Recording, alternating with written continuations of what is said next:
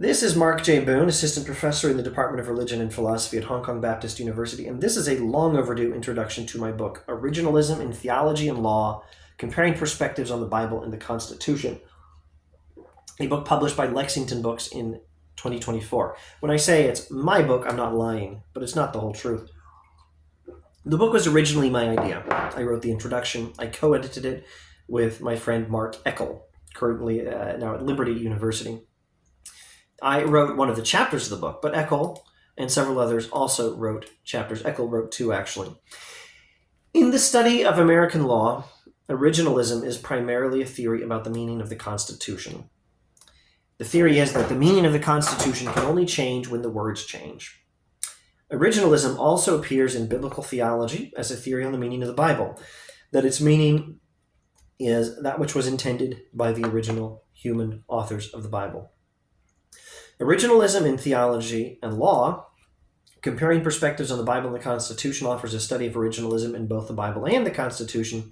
There are significant connections between originalism as a theory of biblical interpretation and as constitutional interpretations, but there are differences in the type of text, as well as its purpose, its function, its origins, or its authority, and all these things can affect which nuanced version of originalism best fits a particular text or the best method of interpreting it. So in our book is maybe a better description, I and the other authors explore these ideas. There are 9 essays in the book. Let me read a few remarks from the book's introduction. We have written this book to explore the interconnections among these topics. Our book's thesis is simple. There are connections.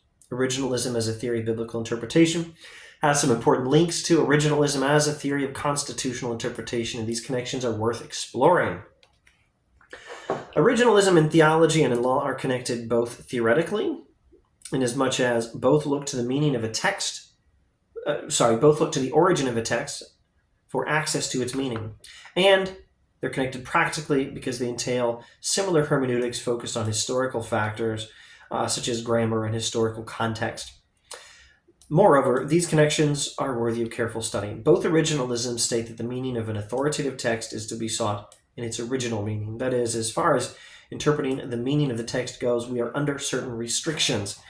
Now, this is not an absolute denial of the possibility of the meaning in the text changing in some sense, or by some means. Even Christian theology tends to recognize that there is some biblical meaning which was not available to the original writers and readers, particularly of the Old Testament. And the Constitution can be changed by an amendment. Now, this is not an exception. Parenthetically, this is not an exception. These are not quotation marks. These are parentheses. Parenthetically, this is not an exception to originalism. The meaning of the amendment would be its original meaning. Originalists understand the Constitution can change. Close parentheses. Still, there are significant restrictions on finding any new meaning in a text. We do not get to make up new meanings as we go. The meaning does not change just because the meaning of a word changes in the surrounding culture. We're bound to seek textual meaning only within certain parameters. Parameters almost works. The Constitution is a living document only in the sense that we can replace, cut, or add to the words of the text. The meaning of each clause is the same now as it was when it became law. For a text bearing authority, this idea matters a great deal. Biblical theology and biblical religious practice are under the authority of the Bible. American law and government are under the authority of the Constitution. How we understand these matters shapes our lives. Religion, law, culture, nations, the future course of civilization are largely determined by what we make of originalism, what we make of the questions,